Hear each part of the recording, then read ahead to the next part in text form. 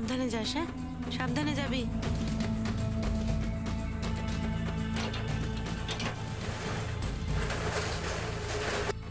তিন বছর ধরে এটাই চলছিল আমার জীবনে। 3 বছর আগে আমার স্বামীর একটা অ্যাক্সিডেন্ট হয়েছিল, পুরোপুরি পঙ্গু হয়ে গেছিল। আমার জন্য সত্যি খুব মুশকিলের সময় ছিল ওটা। আর সেদিন অবস্থা আরো খারাপ হয়ে গেছিল, আরো খারাপ হয়ে যাচ্ছিল।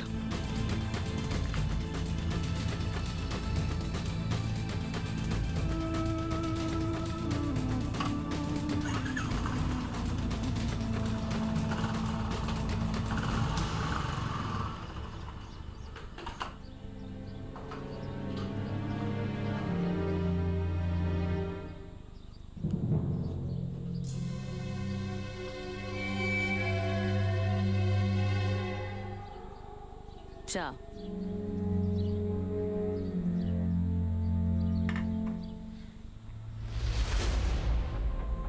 তারিখটা ছিল 9ই আগস্ট।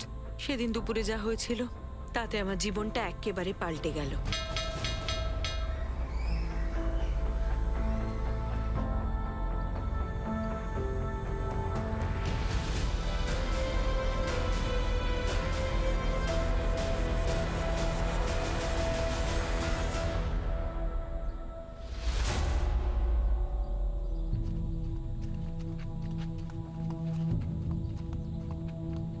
মা, রোহন এসেছিল বুঝি?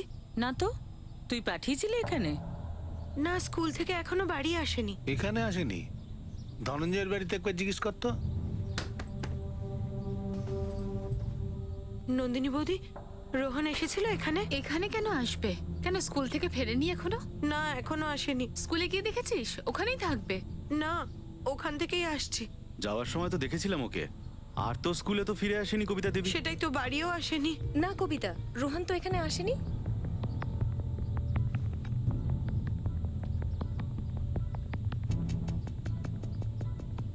মা, রোহন দাদা কোথায়? জানি না বাবু।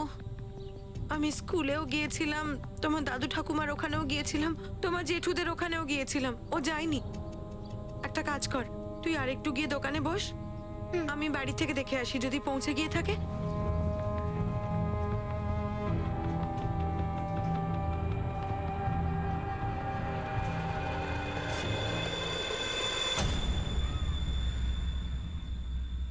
প্রতিদিনের মতো রোহন তিওয়ারি সকাল 8টার সময় তার স্কুলে গেছিল, আর প্রতিদিনের মতো 1:30টার সময় স্কুল ছুটি হবার পর বাড়ির উদ্দেশ্যে রওনা হয়। কিন্তু বাড়ি সে পৌঁছয়নি। 8 বছরের রোহন তিওয়ারির সাথে কি হয়েছিল? এই প্রশ্নের জবাব পেতে আমাদের অনেক দেরি ছিল, যেটা আমাদের সবার মাথা একেবারে ঘুরিয়ে দিয়েছিল। যা রোহনের সাথে ঘটেছিল তা আর কোনো বাচ্চার সাথে কখনো যেন না হয়। মিসিং কমপ্লেন পাওয়া মাত্রই আমরা সারা বেনারস তন্ন তন্ন করে খুঁজি, কিন্তু রোহনের নিরুদ্দেশ হওয়ার 24 ঘন্টা কেটে যাওয়া সত্ত্বেও রোহন তিওয়ারির কোনো খবর আমরা পেলাম না। আমি বাড়িতে ফোন চার্জ করে রেখেছি, কোনো মুক্তিপণের কলও আসেনি। আর আসবে কি করে?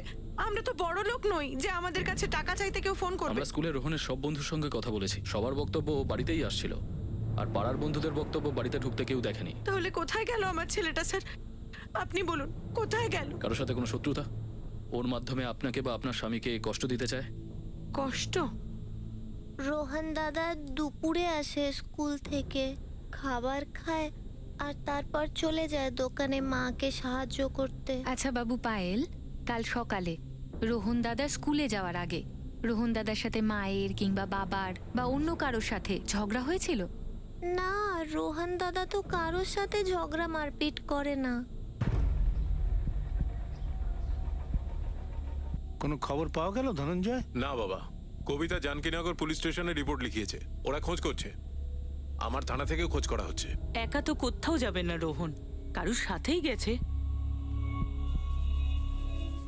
বাবা, দাদু, স্কুল থেকে পাড়া পর্যন্ত সমস্ত রাস্তায় রোহনের পোস্টার লাগিয়ে দিয়েছি।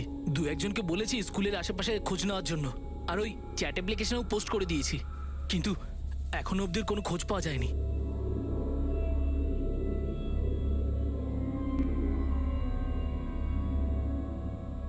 বলুন কবিতা, রোহনকে কে কষ্ট দিতে চেয়েছিল? না রোহনের মধ্যে দিয়ে আপনাদেরকে? ভয় পেও না কবিতা, বলে দাও।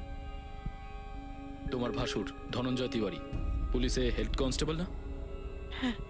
আপনার ভয়ের কারণ উনি নয় তো? আমি আমার দুজন ভাসুরকেই ভয় পাই স্যার, আর আমার শ্বশুরকেও। তো তোমার মনে হয় তোমার দুই ভাসুর মিলে কিছু করেছে? স্যার আসলে ওরা আমাকে আর আমার স্বামীকে পছন্দ করে না। এতে অবাক হওয়ার মতো কোনো ব্যাপার নেই স্যার। কাল দুপুরে যখন আমি কাজে ছিলাম আমার স্ত্রী আমাকে ফোন করেছিল যে রোহন এখনো স্কুল থেকে ফেরেনি। কবিতা ভীষণ চিন্তিত। আমি বুঝে গেছিলাম যে ও এবার প্রথম আঙুলটা আমাদের ওপরেই তুলবে। তার মানে সাগর তুমি আর ধনঞ্জয় তুমি আগে থেকেই জানতে তোমরা যে রোহন স্কুল থেকে ফিরবে না? না স্যার, সেরকমটা নয়। স্যার, যখন আমি জানতে পারলাম আমি খোঁজ শুরু করলাম। রোহন আমার ভাইপো, আমার ছোট ভাই রাজেন্দ্রর ছেলে, আমাদের বংশধরও। তাহলে তার স্ত্রী তোমাদের দুজনকে তো ভয় পায় কেন? তার কেন মনে হয় যে তোমরা দুজন রোহনের ক্ষতি করতে পারো, কষ্ট দিতে পারো? আমরা কেন কষ্ট দেবো বাচ্চাটাকে? তোমাদের ছোট ভাই রাজেন্দ্রর সাথে ঝামেলা কেন ছিল? ও তো হতভাগ্য বেচারা, কোনো কথা বলতে পারে না, খুব কষ্ট করে উঠতে পারে। ওর সঙ্গে আমাদের কি ঝামেলা থাকবে? তোমাদের বাবা প্রত্যেক মাসে তোমাদের মাইনের একটা অংশ কবিতাকে দেয় সংসার চালানোর জন্য। ওনার নিজের দোকানটাও কবিতাকে দিয়ে দিয়েছেন। এগুলো কি রাগের যথেষ্ট কারণ নয়?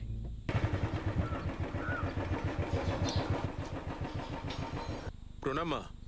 প্রণাম বাবা। এই নাও। ধনঞ্জয়, 500 টাকা কম আছে। হ্যাঁ বাবা, এই মাসে সংসার খরচ একটু বেশি লাগবে আমার। তাহলে রাজুর সংসারটা কি পয়সা ছাড়া চলে? বাবা, আমাকে আমার সংসারটাও তো দেখতে হবে। সেটা তো তুই চালিয়ে নিস, কারণ তোর হাত পা ঠিক আছে, সার্ভিস করিস তুই সরকারি। একবার ভেবে দেখেছিস রাজুর মতো তোর যদি অ্যাক্সিডেন্ট হতো তাহলে তুই কি করতিস?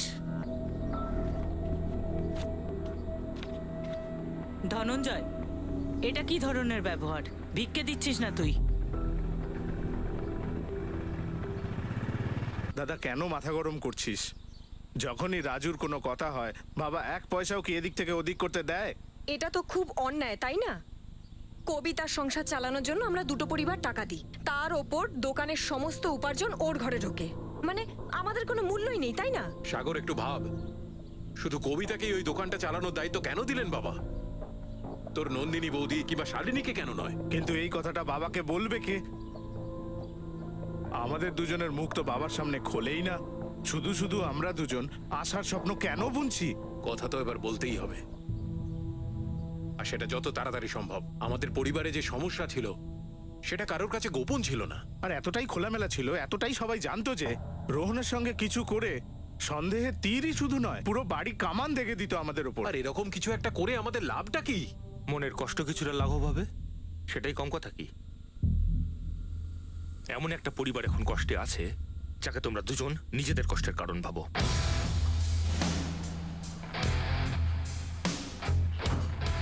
তুমি এদিকটা দেখো, আর তুমি সোফার নিচটা দেখো।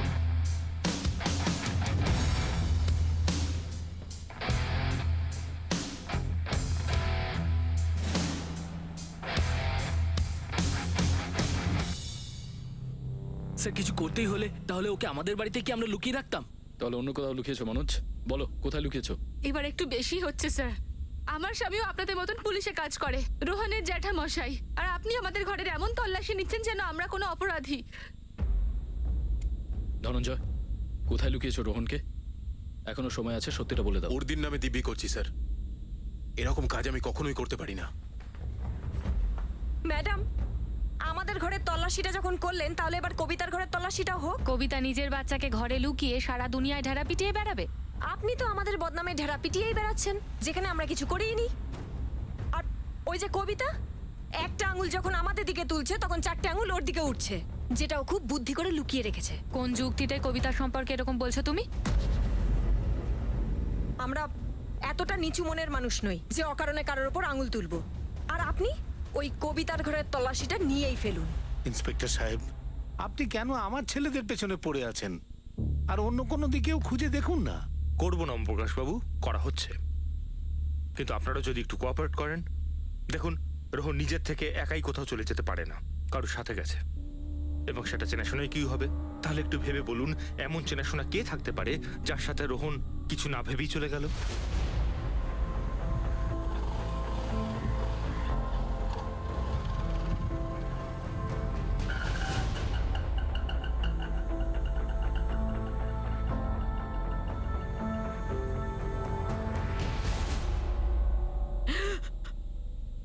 মা রোহন কোথাও হারিয়ে গেছে মা।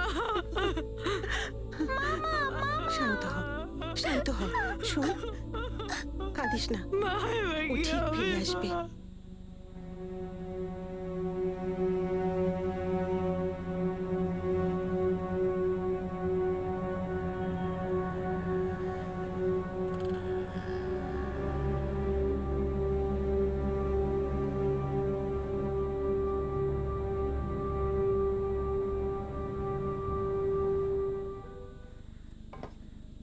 কথাটা বলা উচিত। নন্দিনী বৌদি, ধনঞ্জয় দাদা, কথাটা এবার বলে দেওয়া উচিত। শালিনী ঠিক কথা বলছে। এবার আমরা সেটাই করব যা আমাদের অনেক আগে করা উচিত ছিল। কবিতা অনেক দোষারোপ করে ফেলেছে আমাদের উপর, আর নয়। সাগর, কবিতা একবারও বাবার সম্মানের কথাটা ভেবে দেখেছে? এ কথা ঘরের ভেতরেই থাকা উচিত। তুমিও না, ওকে সত্যি করে ঘরটাকে ঘর রাখছে আর বাইরের দুনিয়ার কাছে নাক কাটিয়ে দিল, কি ঘরে আর কি বাইরে। কবিতার ভাই মোহিত এসেছে না, এবার ওকে দিয়েই কথা বলাতে হবে। আসল কথাটা এবার বলা উচিত, এখন না হলে আর হবে না। দেখো মোহিত দাদা, কবিতা কাকি তোমার বোন হয়, আর তুমি ওর ব্যাপারে কিন্তু সবকিছু জানো। দেখো, আমি বেশি ঘুরিয়ে পিছিয়ে কথা বলবো না, কিন্তু ও যেটা করছে সেটা ভুল করছে। আমার বাবাকে আর আমার কাকাকে ফালতু ফালতু ফাঁসাচ্ছে। তুমি নিশ্চয়ই দেখেছো, আমরা বিভিন্ন জায়গায় রোহনের নামের পোস্টার লাগিয়েছি। দাদা, এখন ওই নিষ্পাপ শিশুটার জীবন বিপদের মধ্যে হতে পারে। বোঝাও নিজের বোনকে।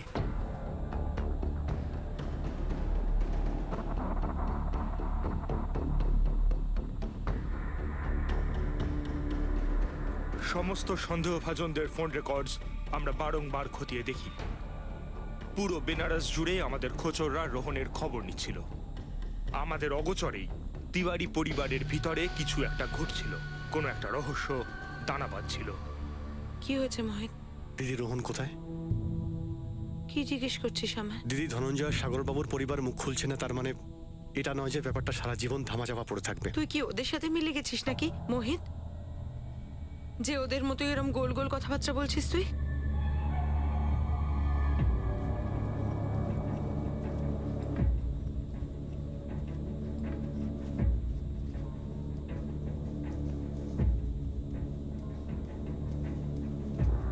স্যার, স্যার, স্যার, আমার ভাই মোহিত ওদের সঙ্গে মিলে গেছে স্যার। মানে আমার ভাসুর ধনঞ্জয় আর সাগরের সাথে ওরা মিলে আমার ছেলেকে কোথাও লুকিয়ে রেখেছে স্যার। মোহিতই মনোজকে সাহায্য করেছিল আমার ছেলেকে কিডন্যাপ করায় স্যার। আপনি শান্ত হন, কবিতা বসুন। না স্যার, আপনি প্লিজ মোহিতকে ধরুন স্যার, ও জানে আমার ছেলে কোথায়। স্যার, ওদের তরফ থেকে ওরা কোনো একটা রফা করতে চাইছে স্যার। রফা? কিসের রফা স্যার? আরে তাও ধনঞ্জয় বাবু সাগরবাবুর তরফ থেকে। তোমার জামাইবাবুর বাড়িটা ওরা হাতাতে চায়, এবং এটাও চায় যে তোমার বোন কবিতা সেই দোকানটা ছেড়ে দিক, তাই ওরা তোমাকে পাঠায়। ধনঞ্জয় বাবু আর সাগরবাবু বাড়ি আর দোকানের সঠিক দাম দিতে রাজি আছেন। তার সঙ্গে রোহনের কি সম্পর্ক? দিদি, বাজে কথা বলো না। তোমার এই ড্রামা করার কোনো দরকার নেই। রোহন খুব ভালো রয়েছে, তুমি শুধু বাড়ির কাগজপত্রে সাইন করে দাও আর ভালোই ভালোই দোকানটা ছেড়ে দাও তুমি। রোহন ঘরে ফিরে আসবে। তুই সত্যি ওদের সঙ্গে মিলে গেছিস মোহিত, নাকি তুই ওদের দালাল? আমার জীবনটা শেষ করে দিতে চাস নাকি? তোমার জীবন আগে থেকে নষ্ট হয়ে গেছে দিদি। জামাইবাবুকে দেখো, 3 বছর ধরে একটা জীবন্ত লাশ, আর ঠিক হওয়ার কোনো আশাও নেই। বাস্তবটা বোঝার চেষ্টা করো। ওরা ঠিকঠাক টাকা দিচ্ছে, সেটা দিয়ে তুমি এফডি করো, বাকি জীবনটা ভালো করে কাটবে। তুই সত্যি আমার ভাই মোহিত? তুই ওদের সাথে মিলে গেছিস যারা আমার শত্রু, যারা আমার খারাপ? ওরা ঠিকঠাক টাকা দিচ্ছে, সেটা দিয়ে তুমি এফডি করো, বাকি জীবনটা ভালো করে কাটবে। তুই সত্যি আমার ভাই মোহিত? তুই ওদের সাথে মিলে গেছিস যারা আমার শত্রু, যারা আমার খারাপ চায়? এটা পুরোপুরি মিথ্যে কথা ম্যাডাম। সেটা আমরা দেখব মোহিত কি বলছে। আর কবিতা কাকি এটা বলছেন যে আমি আর মোহিত দুজনে মিলে রোহনকে গায়েব করেছি। ধনঞ্জয়, সাগর, মনোজ, তোরা কি সত্যিই কোনো ষড়যন্ত্র করছিস? ধনঞ্জয়, আমার নাতির গায়ে যদি একটু আঁচড়ও লাগে না। 1 মিনিট বাবা, কবিতা কিছু একটা বললো, পুলিশ কিছু একটা বললো, তো সেটাকেই সত্যি ধরে নিতে হবে? তোমরা আমাদেরকে বিশ্বাস করছো না? তোমরা দেখতে পাচ্ছ না যে আমাদেরকে ফাঁসানো হচ্ছে? যদি আমরা সেরকম কিছু করেও থাকি ভুল করে, তাহলে ঠিক তারপরেই কবিতার কাছে এরকম একটা প্রস্তাব পাঠাবো, তাও সেটা ওর ভাই মোহিতের হাত দিয়ে। কবিতার তো মা বাবা এসেছে, ওদেরকে ডাকুন। সবার সামনে আজকে আসল কথাটা ফাঁস করছি ওই কবিতার কুকর্মের। ম্যাডাম, আমরা এতদিন চুপ করে বসে আছি, তার মানে এই নয় যে ওর যা মনে আসবে তাই বলবে আমাদের নামে। স্যার, আমার তো একদম বিশ্বাসই হচ্ছে না যে আমার দিদি আমার ব্যাপারে এরকম বলবে। ভাগনাকে রাস্তার মাঝখান থেকে তুলে নিজের সঙ্গে নিয়ে যাওয়াটা সোজা ছিল, তাই না?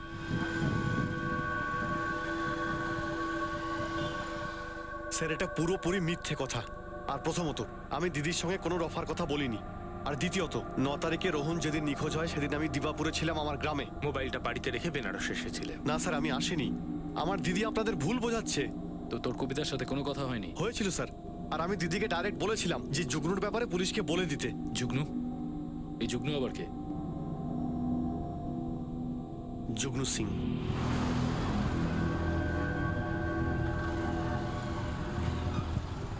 আমার বলতে খুব লজ্জা করছে, কিন্তু বলতে তো হবেই।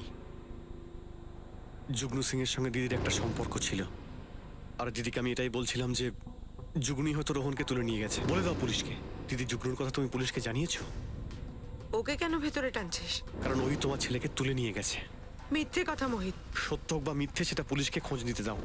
তুমি শুধু পুলিশকে জুগনুর কথা বলে দাও। আমি কিচ্ছু বলবো না জুগনুর ব্যাপারে, আর ও কখনোই এরমটা করতে পারে না। আর দিদি জুগনু সিং এর কথা না বলে সমস্ত দোষ আমার উপরে চাপিয়ে দিল। স্যার, এই কাণ্ড আমার দিদি আর জুগনু সিং মিলে করেছে। ওর তো অবৈধ সম্পর্ক ছিল ওই জুগনু সিং এর সাথে। সাগর তো হাতে না হাতে ধরেছিল ওদের দুজনকে। আমরা তো বাবা তোমার কথা ভেবে এতদিন চুপ করেছিলাম, নইলে আমাদের তো প্রথম দিন থেকেই সন্দেহ ছিল এই খেলাটা কবিতা আর জুগনু মিলেই সাজিয়েছে। দেখুন ম্যাডাম, আমাদের অসহায় ভাইয়ের চোখে ধুলো দিচ্ছে এই কবিতা জুগনু সিং এর পাল্লায় পড়ে। এই যুগ্নু সিংটাকে?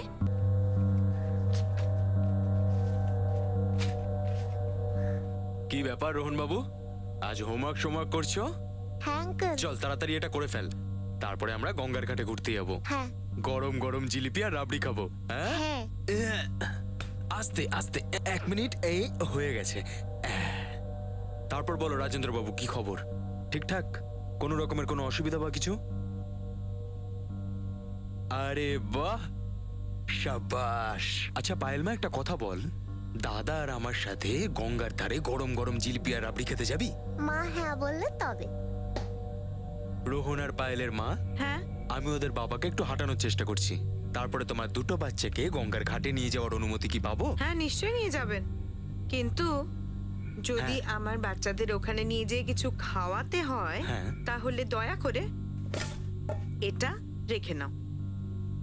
ব্যাস, এটাই তো খারাপ করে ফেললেন আপনি। এবার কি খারাপ করলাম আমি? আমার বাচ্চা ওরা, আমি তো ওদের ঘুরতে ফিরতে নিয়ে যেতে পারি না। বাচ্চা তোমার ঠিক আছে, কিন্তু আমার তো বন্ধু ওরা। এবার আমি আমার বন্ধুদের যা খুশি খাওয়াতে পারি, তুমি মাঝখানে কিন্তু কিছু বলবে না। এই রইলো তোমার টাকা। আসি আমি। বাড়িতে ম্যাডাম, বাড়ির মধ্যে বেলেল্লাপনা চলছিল। পাশের ঘরে আমার ভাই রাজু পড়ে থাকতো। আপনি ভাবুন। ম্যাডাম, আপনি যদি ভেবে থাকেন আমরা মিথ্যে কথা বলছি, তাহলে জিজ্ঞেস করুন কবিতার মা বাবাকে। ওনাদের সামনে হাতে নাতে ধরেছিলাম আমরা। ম্যাডাম, আমরা তো কবিতার মা বাবা আর ভাই মোহিতকে দিবাপুর থেকে এই জন্যই ডেকে পাঠিয়েছিলাম।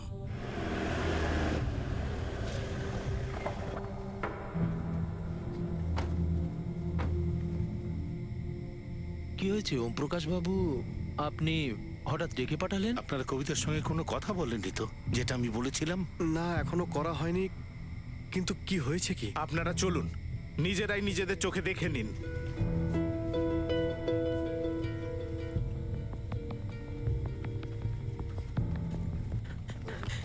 কিছু তো বলুন। বলার আর কিছু বাকিই নেই। ফষ্টি নষ্টি করা হচ্ছে।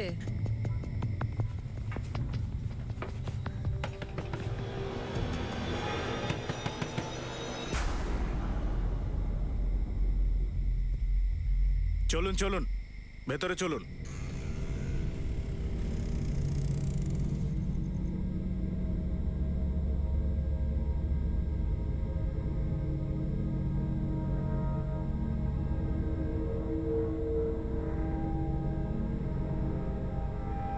বাচ্চারা কোথায় কবিতা? ভেতরে ঘুমোচ্ছে।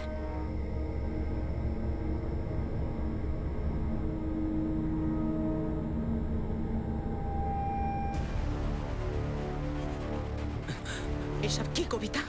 কি করছিস তুই? আমি কিচ্ছু করিস না। নিজের কপাল তো খেয়েছিস, আমাদেরও শেষ না করে ছাড়বি না। এবার বিশ্বাস হয়েছে আপনাদের? আর কিছু বলা শোনার বাকি নেই তো? দিনে দুপুরে ঘরে ঢুকিস আর এমন সেবা হয় যে এই এই এই এই বাড়ির স্বামী, এই এই বাড়ির মালিক বারান্দায় বসে পায়ের ওপর পা তুলে খবরের কাগজ পড়ে আর একে চা খাওয়ায়। দাদা, এই কুত্তাটার উপর এমন কেস ঠোকো যে এই জানোয়ারটা 6-8 বছরের জন্য ভেতরে চলে যায়। ঠাকুর তুই কি পাগল হয়ে গেলি? ঘরের কেচ্ছা বাইরে নিবি? এই কথা বাইরে যেন কেউ জানতে না কিন্তু পারে। ওম বাবু, এর কোনো না কোনো শাস্তি তো হওয়া উচিত। ধনঞ্জয় বাবু, ওকে কোনো কেস দিয়ে জেলে ঢুকিয়ে দিন। এনকাউন্টার করে দিন শালাকে। ভোলারাম বাবু, যে করেই হোক আপনার মেয়েকে বোঝান, এবারের বউও, রাজেন্দ্র 2 ছেলের মাও।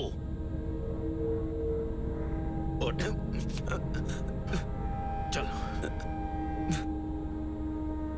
প্রতিজ্ঞা কর, আজ থেকে তুই এরকম খারাপ কাজ আর কোনোদিনও করবি না, যাতে তোর শ্বশুর শাশুড়ির সম্মান নষ্ট না হয়। কর প্রতিজ্ঞা। আমাদের বাবার বাড়ির সম্মানের খেয়াল ছিল, সেই জন্য এখনো অবধি এই কথাটা আপনাদের বলিনি। কিন্তু যখন আপনার বাড়ির বাচ্চা রোহন নিখোঁজ হলো, তখন সবার প্রথমে ওকে সুস্থ অবস্থায় বাড়িতে আনতে হবে, তাই না? এই বাড়ির সম্মানের ব্যাপার তো পরে ভাবার কথা। যদি প্রথমে এসে আপনারা আমাদের কাছে এটা বলতেন যে জুগনুকে ধরো, তাহলে এই ঘরের ভিতরকার কথা আমরা বাইরের লোককে বলতে যেতাম। আমি তো জুগনুর নাম বলেছিলাম পুলিশকে বলে দাও দিদি। আর দেখলেন দিদি কি বলছে? তুমি কি একদম শিওর যে তোমার দিদি আর যুগ্ন মিলেই রোহনকে সরিয়েছে? কোথায় লুকিয়েছে? উদ্দেশ্য কি? স্যার আমি জানি না কোথায় লুকিয়ে রেখেছে, আর না আমি শিওর বলছি যে এটাই হয়েছে, শুধু আমার সন্দেহ হচ্ছে। তো আমার ভাই আর ভাসুরা যা বলছেন সেটাকেই সত্যি ধরে নিলেন আপনারা? যদি সেটা মিথ্যা হয় তাহলে প্রমাণ করো সেটা মিথ্যে। জুগনু সিং তো আর মিথ্যে নয়, আছে তো এমন কেউ।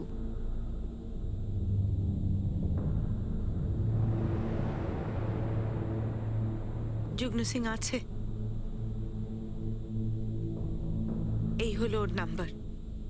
ফোন করুন, সবকিছু জেনে যাবেন, কিংবা সবাই যা বলছে সেটাকেই সত্যি ধরে নিন। যদি সেগুলো সত্যি না হয় তাহলে আসল সত্যিটা কি কবিতা? আমার তো সত্যি হচ্ছে এই অবস্থাটা। এরা তো বাড়ির ইজ্জতের কথা বলে আমার আর আমার যুগ্ন সম্পর্কটাকে নোংরা করে দিল। অ্যাফেয়ার নেই তোমাদের মধ্যে, শুধু বন্ধুত্ব? হ্যাঁ, শুধু বন্ধু। এটা আমার বাড়ির কেউ আগেও বোঝার চেষ্টা করেনি, আজও করছে না, যে একা মহিলা আমি কি করে আমার বাচ্চা, ঘর, বিছানায় পড়ে থাকা আমার পঙ্গু স্বামী, দোকান সবকিছু সামলাচ্ছি আর দয়ায় বাঁচছি। আমার ভাসুরা আমার শ্বশুরকে কিছু পয়সা দেয়, যার থেকে কিছু পয়সা উনি আমাকেও দেন খরচা করার জন্যে, আর বাকি খরচ আমি দোকান থেকে পাই। এই নিয়ে যত ঝগড়া আমার ভাসুর আর জায়েদের সঙ্গে। তো ব্যাস এই কথাটাই বারবার তুলে ওরা আমাকে নিজের মুঠোয় রাখতে চায়। এই যুগ্ন সেই রাতে তোমার বাড়িতেই ছিল? হ্যাঁ ছিল, শুয়েছিল একা। আমার এমন একটাই বন্ধু আছে স্যার, যে কোনো খারাপ উদ্দেশ্য ছাড়াই আমায় সাহায্য করে। ও আমার জন্য, আমার বাচ্চাদের জন্য, আমার স্বামীর জন্য অনেক কিছু করেছে যা আমার ভাসুররাও কোনোদিন করেনি। ওরা তো শুধু বাড়ি আর দোকানটা চায় স্যার, তাই জন্য ওরা আমার বিরুদ্ধে এই ষড়যন্ত্রটা করলো। আমার মা বাবা ভাইকে ডেকে আমাকে ছোট করলো আর যুগ্নকেও ফাঁসিয়ে দিল। কিভাবে ফাঁসালো? ধনঞ্জয় দাদা ওর উপর মিথ্যে চুরির আরোপ লাগিয়েছে, সেই জন্য ওর জেল হয়ে গেল। আর আমার জীবন থেকে এক ঝটকায় একটা বন্ধু হারিয়ে গেল।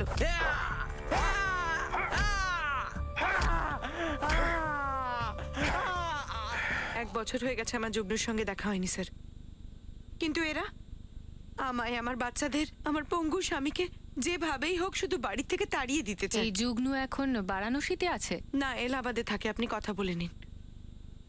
আবার বলবো, আমার মা বাবা ভাইকে ডেকে আমাকে এইভাবে অপমান করা আমার শ্বশুর বাড়ির লোকেদের একটা ষড়যন্ত্র ছিল। ওরা ষড়যন্ত্র করলেও আমি আমার মেয়েকে কখনোই সন্দেহ করিনি স্যার। ও বলেছিল ওর সাথে শুধু বন্ধুত্ব আছে, ব্যাস। আমার কাছে ওটাই যথেষ্ট ছিল। এই সব কিছু ওর শ্বশুর বাড়ির লোকেরা জেনে বুঝে করেছিল। আপনার মতে আপনার মেয়ের শ্বশুর বাড়ির লোকেরা রোহনকে লুকিয়ে রেখেছে, বলতে পারবেন কোথায় রেখেছে? বলতে পারছি না স্যার, কারণ আমি কিছু জানি না।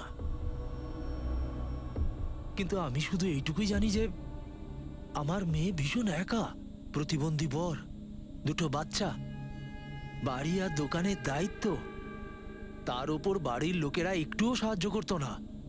এমন অবস্থায় ওই যুগ্নুর সাথে বন্ধুত্ব ছাড়াও যদি অন্য কোনো সম্পর্ক থাকতো, তাহলে কি এমন মহাপাপ হতো? আচ্ছা, মেয়েরা কি মানুষ নয়? নিঃসঙ্গতা কি সত্য নয়? হ্যাঁ, কালকে এসে ফাইলটা দিয়ে দাও।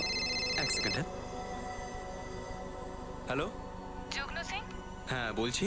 বারাণসী পুলিশ। কোথায় আছো তুমি এখন? আগে আমি তো এলাহাবাদে রয়েছি, কিন্তু ব্যাপারটা কি? আরে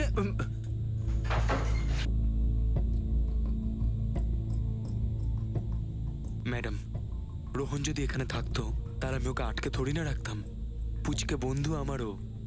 আর তাছাড়াও কবিতার সঙ্গে দেখা হয়েছে আমার 1 বছর প্রায় হতে চললো। কিন্তু ফোনে তো অনেক কথাই হয়েছে। হ্যাঁ হয়, কিন্তু শুধুমাত্র কে কেমন আছি সেটা জিজ্ঞেস করার জন্য।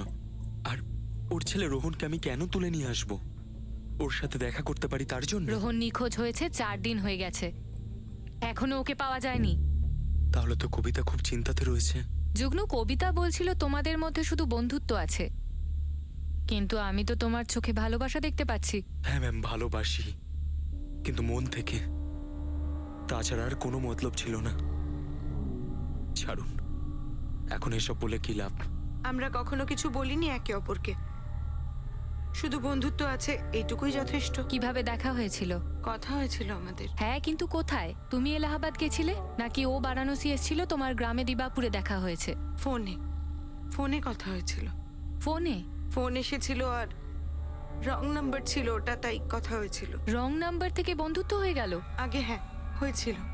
এবার আপনি বলুন ম্যাডাম, আমার ছেলেকে পেয়েছেন আপনি ওর কাছে? পাননি তো? কি করে পাবেন? কারণ আমার ভাসুররা মিলে আমার ছেলেকে কোথাও লুকিয়ে রেখেছে। আর আমার সব থেকে কষ্টের হলো এটাই যে আমার নিজের ভাই ওদের সাথে মিলে আছে। স্যার, প্রথমত যুগ্নু কোথাও পালায়নি, দ্বিতীয়ত ওর ফোনও অন ছিল। ওর বাড়িতে তল্লাশি করেও কিছু পাওয়া যায়নি। স্যার, যদি কিছুতে সন্দেহ হয় সেটা হলো যুগ্নু আর কবিতা দেখা হওয়া স্টোরিটা। যুগ্নু রং নাম্বার এলে ওদের মধ্যে কথা হয়, তারপরে বন্ধুত্ব হয়। সেসব না হয় বুঝলাম, কিন্তু রোহন কোথায়?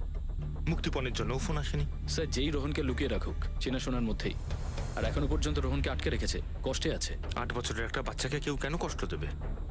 কিডন্যাপিংটার উদ্দেশ্য কি? কারোর কোনো লাভই দেখতে পাচ্ছি না। তাহলে এসব হলো কেন?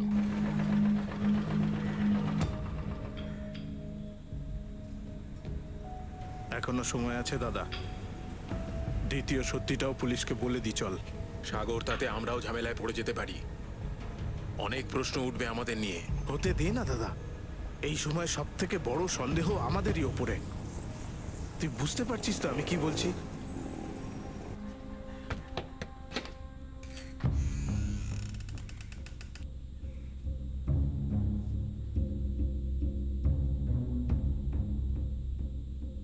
তুই যদি যুগ্নুর সাথে যেতে চাস তাহলে যা, আমরা কেউ আটকাবো না তোকে।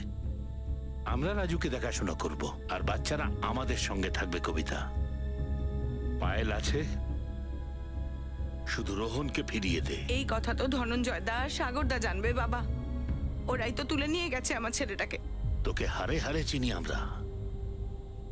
তুই এটা ভাবিস না যে রাজুর মতো সবকিছু বুঝতে পেরেও আমরা তোকে কিচ্ছু করতে পারবো না। আর এটা তুই একদম ভাবিস না যে রোহনকে মোহরা করে তুই আমাদের কাছ থেকে কিছু হাসিল করবি। তুই কি চাল চালছিস সেটা বুঝতে পারছি না আমরা, কিন্তু কোনো চাল তো তুই চালছিস সেটা তো পুরো বুঝতে পারছি আমি। কোথায় আছে রোহন? বল যে রোহনকে মোহরা করে তুই আমাদের কাছ থেকে কিছু হাসিল করবি। তুই কি চাল চালছিস সেটা বুঝতে পারছি না আমরা, কিন্তু কোনো চাল তো তুই চালছিস সেটা তো পুরো বুঝতে পারছি আমি। কোথায় আছে রোহন? বল। 4 দিন কেটে গেছিল, কিন্তু রোহনকে আমরা কোথাও খুঁজে পেলাম না। আর এবার আমরা রোহনের মৃত্যুর সম্ভাবনাগুলো খতিয়ে দেখছিলাম, কিন্তু আমরা সেরকম কোনো প্রমাণও পাইনি। আর এবার এই জটিল কেসে যুক্ত হলো একটা হাতিয়ার, একটা বিনা লাইসেন্সের গান, যা এই পারিবারিক ড্রামার অংশ হয়ে গেছিল। গান, আনলাইসেন্সড গান। হ্যাঁ স্যার, আমার বাবার কাছে একটা বন্দুক ছিল, লাইসেন্স ছিল না সেটার। ওই রাজুর বাড়িতেই সেটা ছিল, রাজুর ঘরেই, একটা সিন্দুকের ভিতর। এখন নেই সেটা সেখানে। আর 1 মাস আগে যখন ওটা চেক করেছিলেন তখন থেকেই গায়েব। হ্যাঁ স্যার, বাবা নিজে গেছিল খোঁজ করতে। শুয়ে থাক বাবা, আমি একটা জিনিস নিতে এসেছি এখান থেকে।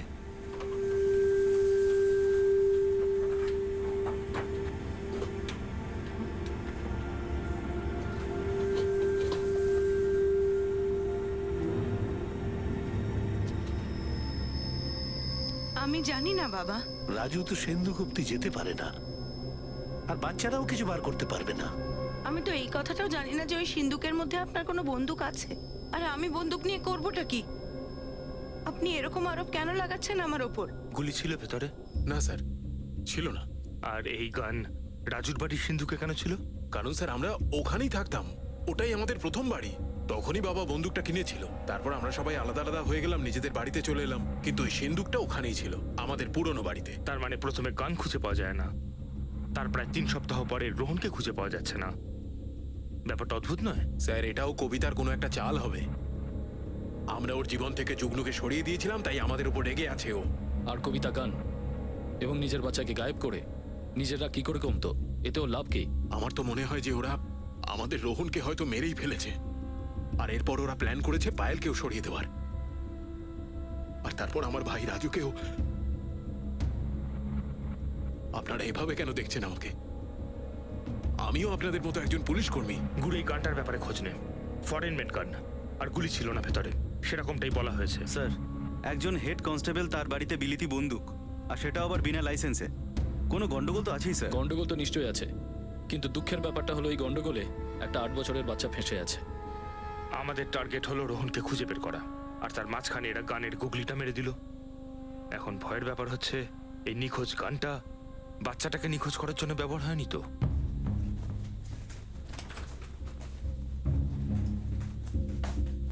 এই সেই সিন্দুক ম্যাডাম, যেদিন আমার বিয়ে হয়েছিল ঠিক সেই দিনই বাড়ির সবাই আমায় বুঝে দিয়েছিল এটা কোনোদিন ছোঁবে না। আমিও তাই জানার চেষ্টা করিনি, কোনোদিন খুলেও দেখিনি এর মধ্যে কি আছে। তাহলে আমি জানবোটা কি করে যে এর মধ্যে তোপ আছে না বারুদ আছে না বন্দুক আছে? তাহলে বন্দুক গায়েব কি করে হয়ে গেল? সেটা তো ওদেরকেই জিজ্ঞেস করা উচিত। যখন ওদের মন হয় এখানে চলে আসে আর এখানে যা আছে নিয়ে চলে যায়। আমি কোনোদিন জানার চেষ্টা করি না আর কোনোদিন আটকাইও নি, কিন্তু আমার স্বামী এখানেই থাকেন, উনি সব জানেন। যদি উনি আপনাকে কিছু বলতে পারতেন। রাজু বাবু, আপনি কি হ্যাঁ বা নাতে উত্তর দিতে পারবেন? এটা কি সত্যি যে এই সিন্দুকটা আপনার পরিবারের লোক ইউজ করে আর অন্য কেউ ধরে না? যতদিন আমার স্বামী ঠিক ছিলেন সবকিছু ঠিক চলছিল, কিন্তু যেদিন থেকে উনি পঙ্গু হয়ে গেছেন এরা আমার জীবনটাকে নরক করে দিয়েছে। বিশ্বাস করুন আমায়, এর মধ্যে কেউ জানতেও চাইছে না যে আমার ছেলেটা হারিয়ে গেছে, আমার কি অবস্থা হচ্ছে এখানে।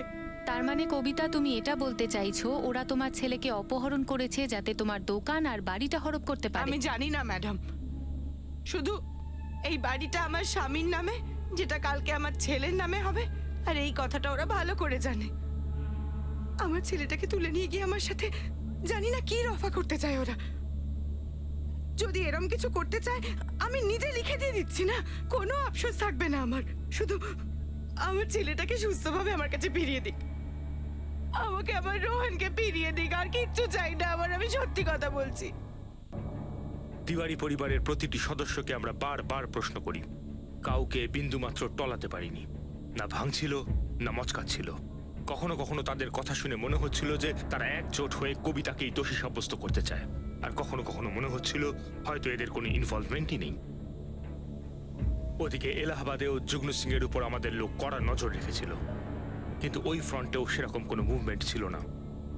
শেষমেশ 8 বছরের রোহন তিওয়ারির নিখোঁজ হওয়ার একটা টিপ আমরা হাতে পাই, আর সেই টিপটা রোহনের ব্যাপারে ছিল না, বরং ওই নিখোঁজ হয়ে যাওয়া গানটার ব্যাপারে ছিল। এইটা তুই আমাকে ফরওয়ার্ড করে দে না, আমি দেখে নিচ্ছি। এটা কি মার্কেটে বিক্রি হয়েছে? 23শে জুলাই বিক্রি হয়েছে। কে বিক্রি করেছে জানি, আগে খোঁজ নিয়ে দেখ এটাই কিনা। সেটা তো আমি করবই রে। আগে তুই একটা কাজ কর, যে বিক্রি করেছে তাকে বারাণসী পুলিশের হাতে ধরিয়ে দে তাড়াতাড়ি। এই বন্দুকটা? এই বন্দুকটাই। এটা কোথায় পেলেন আপনি? কেন পাওয়া উচিত হয়নি? বলছি না স্যার, বারবার আপনি আমাকে কেন সন্দেহ করছেন? সোহেল শেখকে অ্যারেস্ট করেছে যে গানটা বিক্রি করেছিল। এবার আমরা ওর থেকে জানবো ও কি করে বন্দুকটা পেল। আমি বিক্রি করিনি, এই বন্দুক তো আমি দেখিনি, আমি তো গান বিক্রি করি না। যদি এই ধরনের কোনো কথা আমি শুনেছি না সোহেল, তাহলে হালুয়া বানিয়ে দেবো তোর। স্যার, আমি বেচেছিলাম। বিলাল ফারুক ওটা আমাকে বেচার জন্য দিয়েছিল। 35,000-এ বেচেছিলাম স্যার।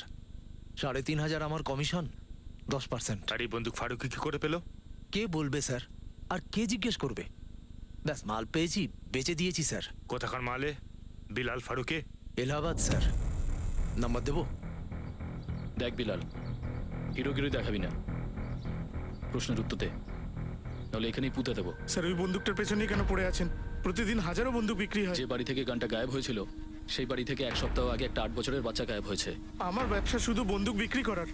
এই সমস্ত বাচ্চা কিডন্যাপ করা টরা কখনো না স্যার। শুধু নাম বল, এই গানটা তোকে কে বিক্রি করার জন্য দিয়েছিল? স্যার একটা লোক ছিল, ও দিয়েছিল বেচতে, যুগ্নু সিং।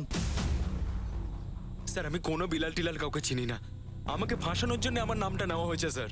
মিথ্যে কথা, একদম মিথ্যে কথা ম্যাডাম। এটাতে ওদের কোনো চাল আছে। প্রথমে চুরির মামলায় ফাঁসিয়েছিল যুগ্নুকে, আর এখন দেখুন গানের ব্যাপারে আটকাচ্ছে। বিলাল ফারুকি নামে একজনকে জুগনু গান বেচতে দিয়েছিল। ও তো মিথ্যে কথাও বলতে পারে, মিথ্যে কথা বলার পয়সা দিয়েছে ওকে। কিন্তু আমি সত্যি কথা বলছি, আমার ছেলে হারিয়ে গেছে। দেখ যুগ্নু, এখনো মুখে কথা বলছি, এরপর যখন হাত উঠবে না, কেসের যাই হোক না কেন, তোর 12টা আমি বাজিয়ে দেবো। আজীবনের মতো ফাইল বন্ধ। স্যার আপনি আমাকে মারবেন আর আমি ভেঙে পড়বো, আর তারপর মেনে নেবো যে এই বন্দুকটা আমি বিক্রি করেছি, কিন্তু সেটা শুধু মারের থেকে বাঁচার জন্য হবে, সত্যি নয়। সত্যি তো এটাই যে না তো আমি কোনো বিলালকে চিনি, না তো আমি কোনো বন্দুক বিক্রি করেছি। স্যার আমি এইসব ব্যাপারে কিচ্ছু জানি না। শ্রুতি,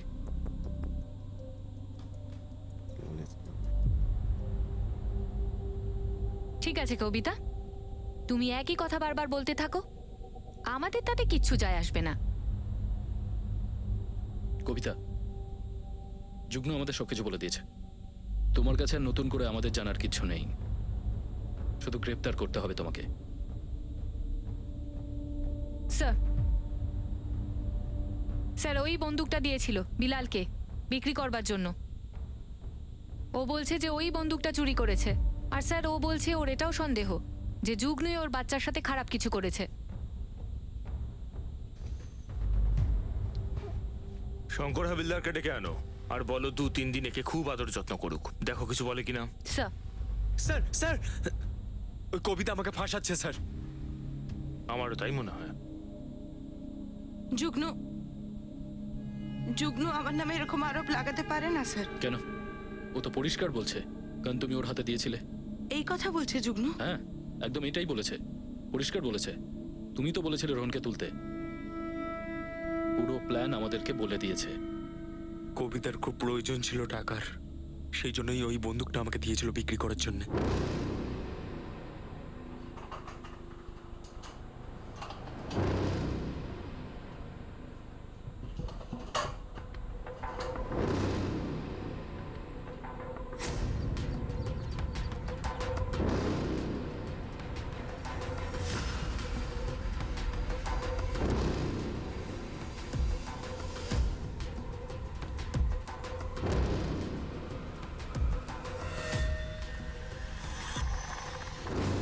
প্রতি মাসে ওর শ্বশুর যে টাকাটা ওকে ঘর চালানোর জন্য দিত সেটা কম পড়ছিল, সেই জন্যই বন্দুকটা বিলালকে বিক্রি করার জন্য দিয়েছিলাম। ও 6,500 টাকা কমিশন রেখেছিল আর আমাকে 25,000 দিয়েছিল। ওর মধ্যে থেকে 5,000 আমি রেখেছিলাম আর 20,000 কবিতাকে দিয়ে দিয়েছিলাম। 5 নিজে রেখে দিলি, তোর ভালোবাসার কমিশন। ওই বন্দুকটা ওখানে এমনিই পড়েছিল, আমার হাতে টাকা ছিল না তাই আমি বেচে দিলাম। কি বড় দোষ করেছি আমি স্যার? তুমি মিথ্যে বলেছিলে আমাদের যে ওই সিন্ধুকটা তুমি কখনো খোলোনি, বন্দুকের ব্যাপারে তুমি কিছু জানতেই না। মিথ্যে কথা বলেছি স্যার। কেউ চুরি করার পরে ততক্ষণ সত্যি কথা বলে না যতক্ষণ না সে ধরা পড়ছে। তো চুরি ধরা পড়েছে বলে এখন সত্যিটা বলছো। চলো রোহনের ব্যাপারটাও বলে দাও। বলো কবিতা, কোথায় রোহন? রোহনের সাথে কি করেছিস যুগ্ন?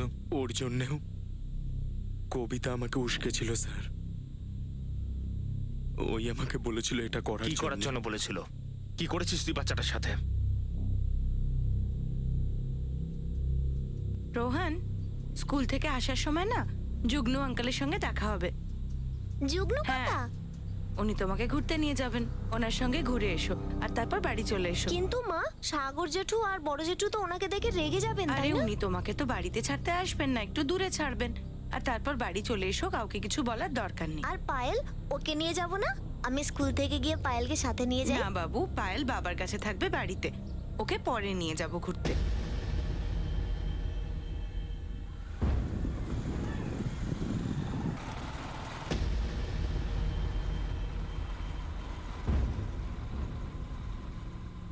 রোহন এখন কোথায়?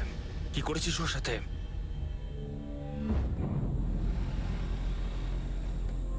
বাবা বাবু 2 মিনিটের কাজ আছে এখানে, হ্যাঁ? তারপরে আমরা যাব ঘুরতে, হ্যাঁ? চললাম।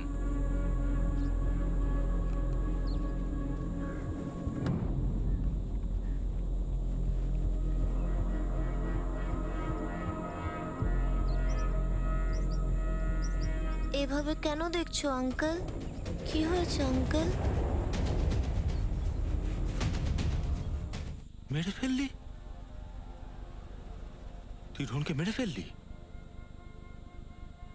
এমন কি কারণ ছিল যার জন্য নিজের বাচ্চাকে মেরে ফেললে কবিতা? বলবে নাকি বলাতে হবে? আমি যুগ্নুর সাথে নতুন সংসার শুরু করতে চাইছিলাম স্যার। নতুন জীবন। যুগ্নু লগ্নতে একটা বাড়িও দেখেছি। তাহলে রোহন কি করে বাধা হয়ে পড়লো? রোহন আর পায়েল তো যুগ্নুর সাথে ভালোই মিশে গেছিল। কিন্তু আমার টাকার দরকার ছিল। আর রোহনকে মারলে সেই টাকা তোর কাছে আসতো? আমরা যে বাড়িতে ছিলাম সেটা আমার স্বামীর নামে লেখা স্যার, যেটা আমার শ্বশুর বাড়ির লোক কোনোদিনই আমার নামে করতো না।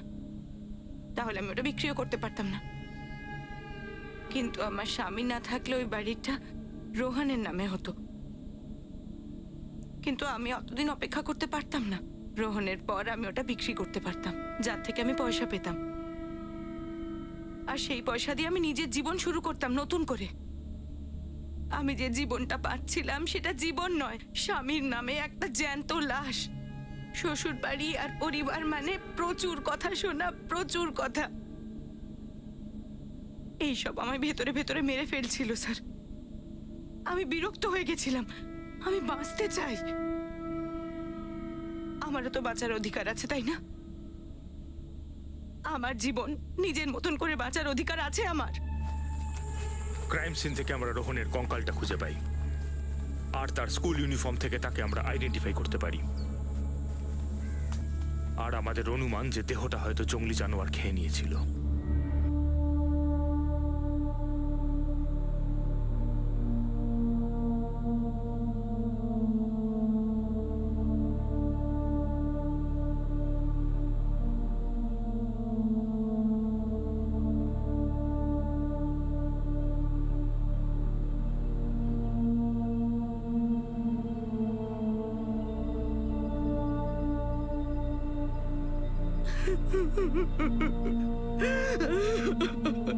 আমি তোমায় আগেই বলেছিলাম বাবা, দিদি আর যুগ্নু মিলেই রোহনকে কিছু করেছে।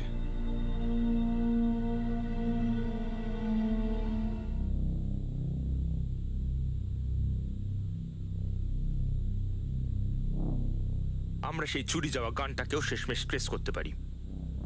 রোহনের দেহাংশ ডিএনএ টেস্টের জন্য পাঠানো হয়। এ অসম্ভব দুঃখজনক।